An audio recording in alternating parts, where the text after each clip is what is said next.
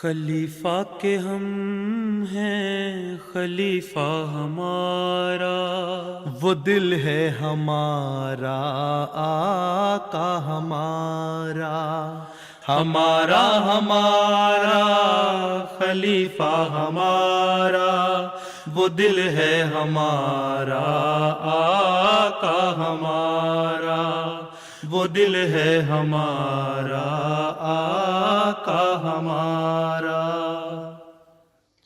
Assalamu alaikum and welcome to This Week with Huzoor. We are honored to present highlights of another virtual Mualqat where Hazrat Khalifatul Masih V graciously met with members of Majlis Khuddam and Ahmadiyya from Australia. On Sunday, beloved Huzoor met with members from Brisbane. On Saturday, Khuddam from Australia gathered at the Mubarak Mosque in Brisbane were blessed with a virtual Mualqat with Hazrat Khalifatul Masih V, may Allah be his helper. After a short formal session, they had the chance to ask a range of questions. پیارے حضور، میرا سوال تھا کہ آپ جماعت کے کام اور دفتر میں مصروف ہوتے ہیں تو آپ اپنے گھر والوں کے لیے کیسے ٹائم نکالتے ہیں؟ جب میں کھانے پہ بیٹھتا ہوں تو میرے گھر والے آ جاتے ہیں ساتھ، اور وہیں ہم باتیں کر لیتے ہیں، وہیں باتیں ہو جاتی ہیں، گھریلو باتیں بھی ہو جاتی ہیں، دوسری باتیں بھی ہو جاتی ہیں، کوئی تربیت کی باتیں بھی ہو جاتی ہیں، کوئی علمی باتیں بھی ہو جاتی ہیں، اور وہ تو سب سے بہترین وقت ہوتا ہے۔ ٹھیک، جی جزاک اللہ۔ چلو، اور پیارے حضور، اگر مستقبل میں جماعت کی کسی ملک میں اکثریت ہو جائے اور وہاں جماعت کی حکومت قائم ہو جائے تو کیا خلیفہ وقت اس ملک کی حکمرانی کریں گے؟ خلیفہ وقت روحانی پیشوا ہے، وہ کہیں بھی ملک کی حکمرانی نہیں کرے گا۔ مجھ کو کیا ملکوں سے میرا ملک ہے سب سے جدا، مجھ کو کیا تاجوں سے میرا تاج ہے رضوان یار۔ خلیفہ وقت کا کام ہے کہ روحانی تربیت کرنا۔ ایک ملک میں ہو جائے گی تو دوسرے ملک میں بھی ہو جائے گی، تو وہ دوسرا ملک کہے گا آپ سے تو میں اختلاف کر ہی نہیں سکتا، خلیفہ وقت سے بیعت کی ہوئی ہے۔ پھر تیسرا ملک ہو جائے گا، چوتھا ملک ہو جائے گا۔ تو یہ جو پولیٹیکل سسٹم ہے یا گورنمنٹل سسٹم ہے، یہ تو اپنا علیحدہ ایک نظام چلتا جائے گا، اور خلیفہ وقت سب کو روحانی طور پہ گائیڈ کرنے والا ہوگا۔ اس کو حکومتوں سے کوئی تعلق نہیں ہے۔ اسی لیے قرآن کریم میں بھی یہ اس طرح کی ایک بات کہہ دی کہ اگر دو مختلف گروپ مسلمانوں کے یا حکومتیں لڑ پڑیں تو ان میں صلح کراؤ، مل کے صلح کرائیں اور ان کی جنگ کو روکیں، اور اگر وہ نہ روکیں تو سختی کریں، اور جب وہ باز آ جائیں پھر ظلم نہ کرو، انصاف سے قائم کرو اور ان کو اسٹیبلش ہونے دو۔ اور یہاں مسلمان حکومتوں کا ذکر ہے، اس کا مطلب ہے کہ حکومتیں قائم رہیں گی۔ اس زمانے میں جب قرآن شریف نازل ہوا ہے تو ایک حکومت تھی حضرت صلی اللہ علیہ وسلم کی، اس کے بعد خلفائے راشدین کے زمانے میں ایک تھی، پھر جو ملوکیت کا زمانہ بھی آیا بعد میں مسلمانوں میں، تب بھی بڑی حکومت بڑا عرصہ تک ایک رہی، اس کے بعد پھر چھوٹی چھوٹی حکومتیں قائم ہو گئیں۔ لیکن یہ پیش گوئی تھی کہ حکومتیں اس طرح قائم ہو جائیں گی۔ اس وقت روحانی پیشوا کے طور پر مسیح موعود علیہ السلام کے آنے کے بعد جو خاتم الخلفاء ہیں، خلیفہ وقت کا کام ہوگا کہ سب کو روحانی تربیت کرے، روحانی طور پہ گائیڈ کرے، اور اگر کہیں آپس میں ان کے اختلافات ہوں، لڑ پڑیں، ہمسائے ہمسوئے لڑ پڑتے ہیں نا، آپس میں دو بھائی بھی لڑ پڑتے ہیں، تو پھر ان میں صلح کرا دیں۔ اس لیے خلیفہ وقت کا کوئی کام نہیں ہے حکومت کرنے کا۔ Beloved Huzoor, having tattoos is a vital part of local indigenous cultures. Is this acceptable in Islam? Allah Ta'ala says that you should not try to change what Allah Ta'ala has made you. So Allah Ta'ala has given you very beautiful shape, physique, body, health and everything. So why do you want to change the creation of Allah Ta'ala by making pictures on your body? The Holy Prophet ﷺ says is not permissible for Muslims. But anyway, those who have already done it and accept Islam, we cannot say anything to them. They will be absorbed in our system. And there are quite a number of concerns with regards to it, that after a certain age, their tattooing becomes disfigured. And then they try to remove it, and they cannot remove it.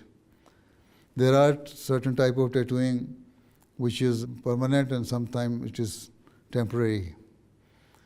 So both of them are not allowed in Islam. But at the same time, those who have done it and come to accept Islam and Ahmadiyat, we cannot say now, because of this, you cannot be accepted in Islam. Whatever they have done, that's in the past. But you people should not try to change the creation which Allah Ta'ala has made.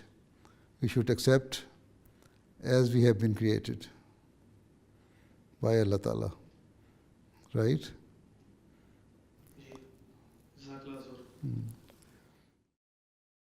Beloved Huzoor, I did Bayat last year, and my parents have supported my decision to convert.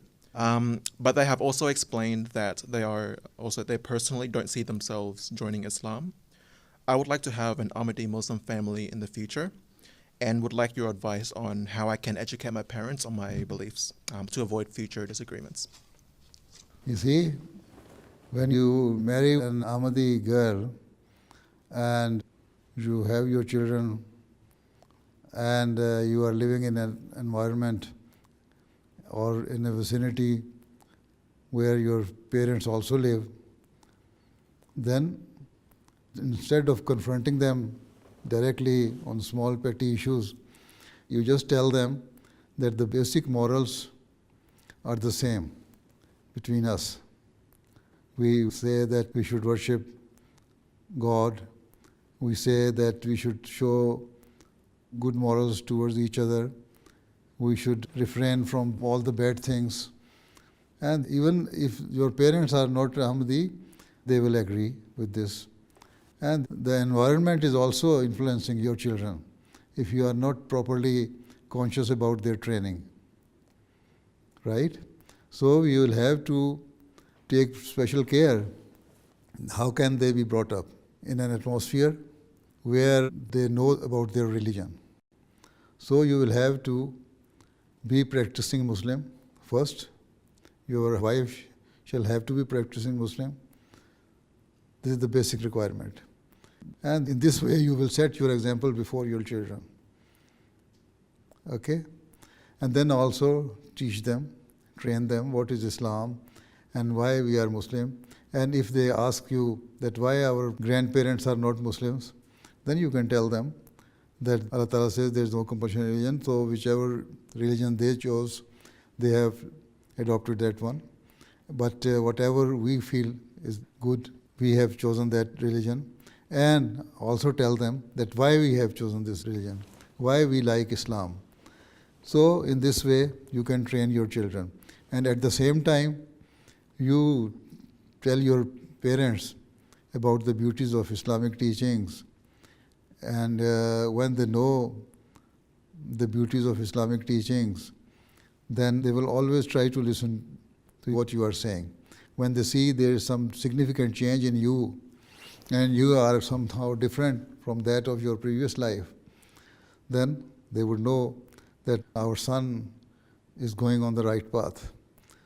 And also pray for them, as the prayer of the parents is accepted for the children. In the same way, the prayer of the children is also accepted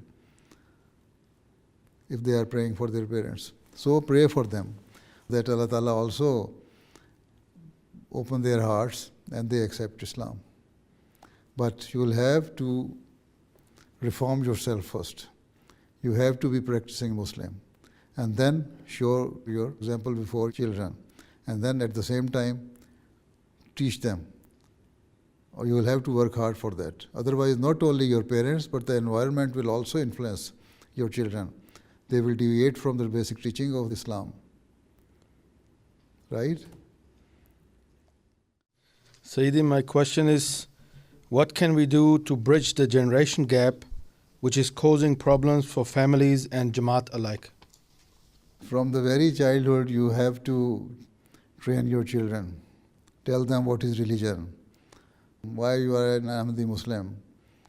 So, if they are attached to the religion, you infuse in them what is the importance of religion, then they would try to learn more about religion.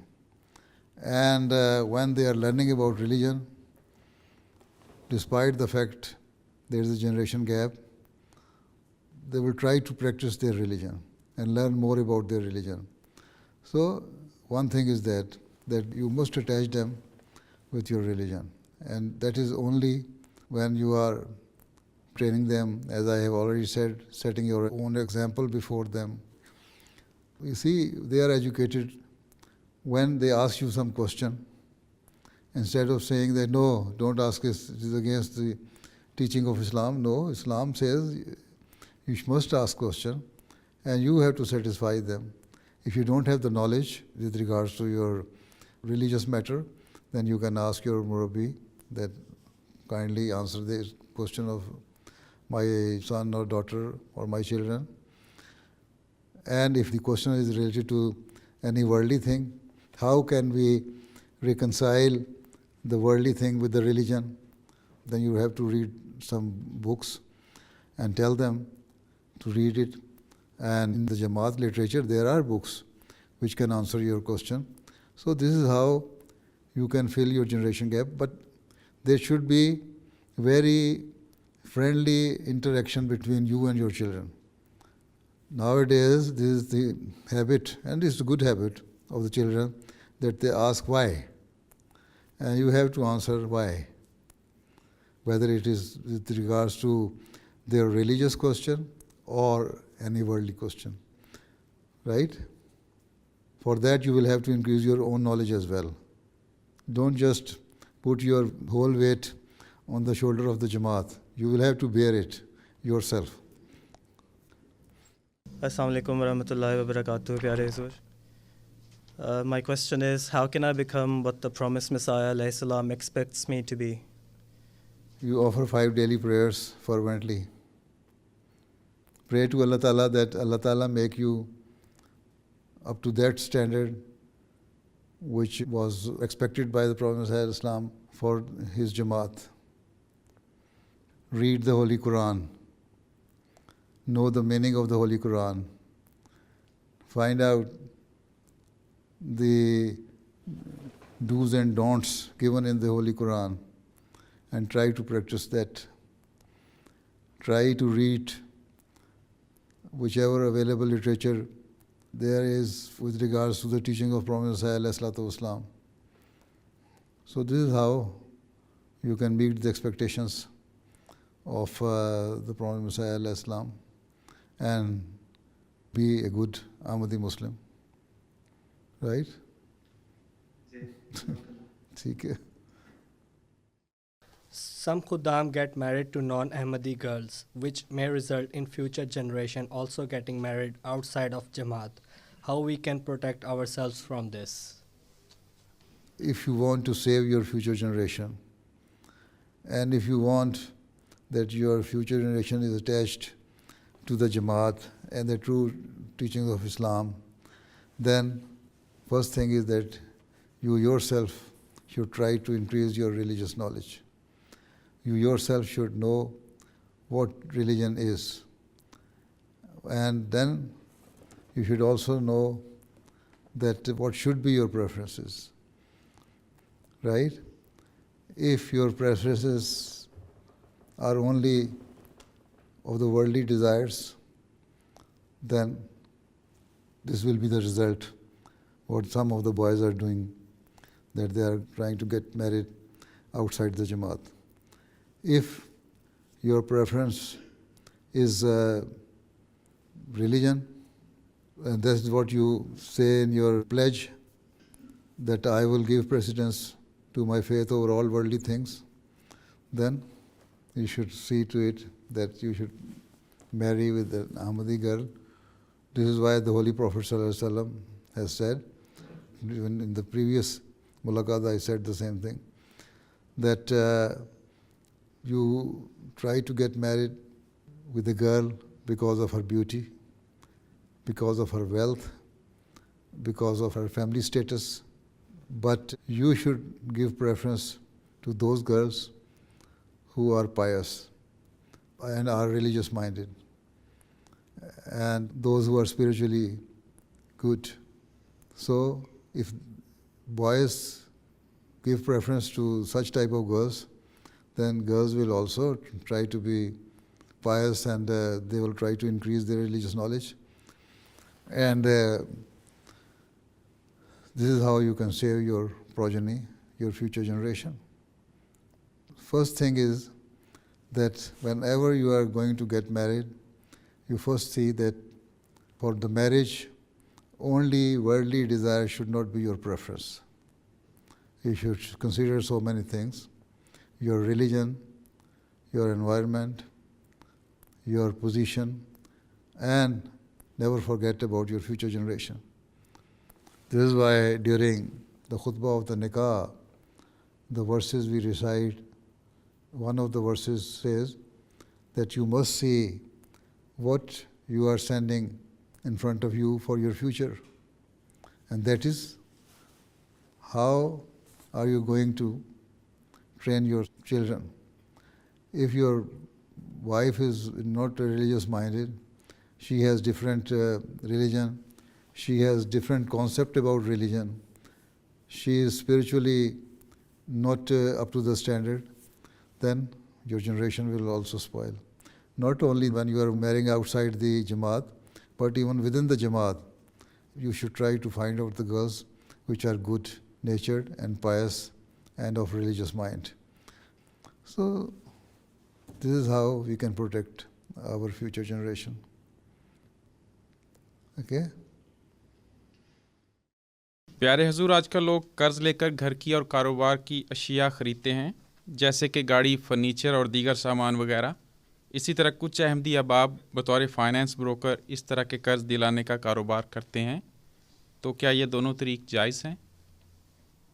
बात यह है कि इस तरह के कर्ज ख़रीद के तो अपने आप को फंसाने वाली बात ही है ना। फिर कर्ज़े में इंसान फौत हो जाता है, कर्ज़े में मर जाता है। कर्ज़ा तो उतरता कोई नहीं, जब जाता है तो क्रेडिट कार्ड का एक अंबार छोड़ के जाता है। सिवाय इसके अल्लाह ताला ने तो भूखा मर रहा हो इंसान, वहाँ इजाज़त दी कि तुम सूअर का गोश्त भी खा सकते हो, मुर्दार भी खा लेते हो बाज़ दफ़ा। लेकिन जब ऐसी हालत नहीं है तो सिर्फ ये है कि फ़लाँ मेरा दोस्त है, उसके पास नई कार है तो मैं कर्ज़ लेके नई कार ख़रीद लूँ, हैं, तो वो चीज़ बिल्कुल गलत है। या ये है कि उसके घर में फ़र्नीचर आया, नया सोफ़ा सेट लेके आया, नया बेड लेके आया, नई डाइनिंग टेबल लेके आया और बड़ी लोग उसकी तारीफ़ें कर रहे हैं तो मैं भी लूँ। बीवी कहती है तुम क्यों नहीं ले सकते, तुम भी तो आखिर बैंक से कर्ज़ लेके ले सकते हो। तो ये चीज़ें जो है ना, ये गलत है। और फिर इंसान इसी तरह कर्ज़े में डूबता हुआ दुनिया से चला जाता है। इसलिए सिवाय इसके कि कुछ जायज़ ज़रूरत है, उसके अलावा इस तरह के कर्ज़ जायज़ नहीं। हाँ, अगर इंसान एक मसलन घर का उसका अपना नहीं है, किराए पे घर लिया हुआ है, वो किराया दे रहा है उस घर का, और बैंक से लोन लेके वो घर ख़रीदता है, और क्योंकि वो पेमेंट नहीं कर रहा होता इसलिए बैंक वाले कहते हैं अच्छा इस मकान की अगर इतने अरसे में तुम पेमेंट करोगे ये कीमत होगी, तो वो जो अपने किराए की रकम है वो उसको मॉर्गेज के तौर पे अदा कर देता है। तो उसमें ये जायज़ एक ज़रूरत है, रहने की ज़रूरत है, तो उसमें वो अदा कर दे, उसमें कोई हर्ज नहीं।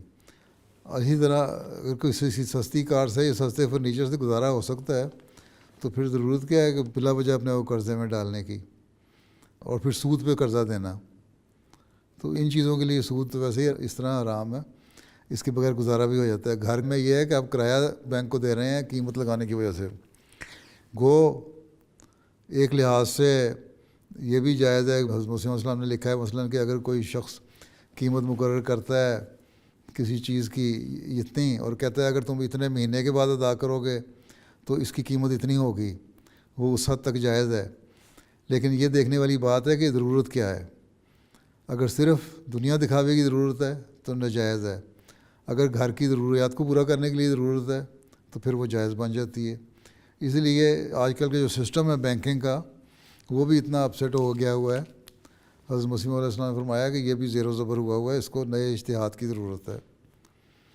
लेकिन यहाँ फिर वही बात कि दुनियावी ख्वाहिशात अगर मुकद्दम हो रही हैं جیسے پہلے میں نے کہا تھا اپنی پریفرنس کو دیکھنا ہوگا، تو پھر وہ غلط بن جاتی چیز. اگر ضروریات ہیں اور ان کو پورا کرنے کے لیے کرنا ہے تو پھر وہ جائز ہو جاتی ہے چیز. ٹھیک ہے جی جزاک اللہ. حضور، اللہ تعالیٰ نے حضرت مسیح موعود علیہ الصلاۃ والسلام کو الہاماً فرمایا تھا کہ چمک دکھلاؤں گا تم کو میں اس نشان کی 5 بار. پیارے حضور، بعض لوگ یہ کہتے ہیں کہ یہ الہام 2 بار جنگ عظیم کی صورت میں پورا ہو چکا ہے، تو کیا باقی 3 دفعہ پورے ہونے کا مطلب بھی جنگ عظیم کا ہونا ہے یا وہ کسی اور صورت میں پورا ہوگا؟ حضرت مسیح علیہ السلام نے تو زلزلے کو نشان قرار دیا ہے بہت بڑا. پھر 2 جنگ عظیم بھی ہو چکی ہیں. ٹھیک ہے، پھر طاعون ہے وہ بھی ہو چکا ہے، وہ بھی نشان تھا. تو ہو سکتا ہے کہ تیسری جنگ عظیم ہو جو 5واں نشان ہو. بظاہر یہ نظر آتا ہے کہ یہ جنگ کی صورت میں ہوگا، ویسے تو کوئی بڑا واضح قسم کا ایسا نشان جس کی اپنی ایک طاقت ہو وہ نظر آ رہا ہو نا، جس طرح طاعون ہوا، جنگ عظیم ہوئی یا زلزلے بعض دفعہ آئے. لیکن اگر زلزلے بعض علاقوں میں آئے تو ان کو بھی نہ گنو تو ہو سکتا ہے یہ پینڈیمک جو پھیلا تھا کووڈ کا یہ بھی تو ایک نشان ہی ہو سکتا ہے، یا اگلی جو جنگ آنی ہے یہ بھی نشان ہو سکتا ہے. تو اللہ بہتر جانتا ہے، لیکن بظاہر یہی لگتا ہے کہ جنگ عظیم بھی ایک نشان ان میں سے ہوگا. ٹھیک ہے، چلو جی صدر صاحب، گھنٹے سے زیادہ ہو گیا آپ کا کام. جی جزاک اللہ خیر پیارے حضور، بہت بہت شکریہ. اللہ حافظ. دعا کی درخواست ہے. جزاک اللہ. السلام علیکم ورحمۃ اللہ وبرکاتہ. وعلیکم السلام. Those were highlights from a virtual Mualqat that took place last weekend. We now end with our final segment, the Friday Sermon Summary. In today's Friday sermon, Huzoor, may Allah be his helper, continued his series of sermons on Hazrat Abu Bakar radhiyallahu ta'ala anhu. Huzoor, may Allah be his helper, narrated an incident of Hazrat Ali radhiyallahu ta'ala anhu, who, while in a dire situation on the battlefield, prayed fervently to Allah the Almighty and was subsequently granted a miracle. اس وقت وہ رنج و غم میں مبتلا ہوئے، سب اپنی زندگیوں سے مایوس ہو کر ایک دوسروں کو وصیت کرنے لگے. اتنے میں حضرت اللہ کے منادی نے سب کو جمع ہونے کا حکم دیا. سب ان کے پاس جمع ہوئے. حضرت اللہ نے کہا، میں یہ کیا پریشانی اور اضطراب تو میں دیکھ رہا ہوں، اور تم لوگ اس قدر فکر مند کیوں ہو؟ لوگوں نے کہا، یہ تو کوئی ایسی بات نہیں ہے کہ جس پر ہمیں مورد الزام قرار دیا جائے. ہمارے اونٹ دوڑ گئے ہیں، ہماری یہ حالت ہے کہ اگر اسی طرح صبح ہو گئی تو بھی آفتاب اچھی طرح طلوع بھی نہیں ہونے پائے گا کہ ہم سب ہلاک ہو چکے ہوں گے. حضرت اللہ نے کہا، اے لوگو، ڈرو نہیں. کیا تم مسلمان نہیں ہو؟ کیا تم اللہ کی راہ میں جہاد کرنے نہیں آئے؟ کیا تم اللہ کے مددگار نہیں ہو؟ سب نے کہا، بے شک ہم ہیں. حضرت اللہ نے کہا کہ تمہیں خوشخبری ہو، کیونکہ اللہ ہرگز ایسے لوگوں کو جس حال میں تم ہو کبھی نہیں چھوڑے گا. طلوع فجر کے ساتھ صبح کی نماز کی اذان ہوئی. حضرت اللہ نے نماز پڑھائی. بعض لوگوں نے تیمم کر کے نماز پڑھی، پانی نہیں تھا. بعض کا ابھی تک سابقہ وضو باقی تھا. جب نماز مکمل ہو گئی تو حضرت اللہ اپنے دونوں گھٹنوں کے بعد دعا کے لیے بیٹھ گئے، اور سب لوگ بھی اسی طرح دونوں دعا کے لیے بیٹھ گئے اور آہوزاری کے ساتھ دونوں ہاتھ اٹھا کر دعا میں لگ گئے. لوگوں نے بھی اسی طرح کیا یہاں تک کہ سورج طلوع ہو گیا. جب سورج کی تھوڑی سی روشنی مشرق کی افق میں نمودار ہوئی تو حضرت اللہ صف کی طرف متوجہ ہوئے اور انہوں نے کہا، کوئی ہے کہ جا کر خبر لائے کہ یہ روشنی کیا ہے؟ ایک شخص اس کام کے لیے گیا.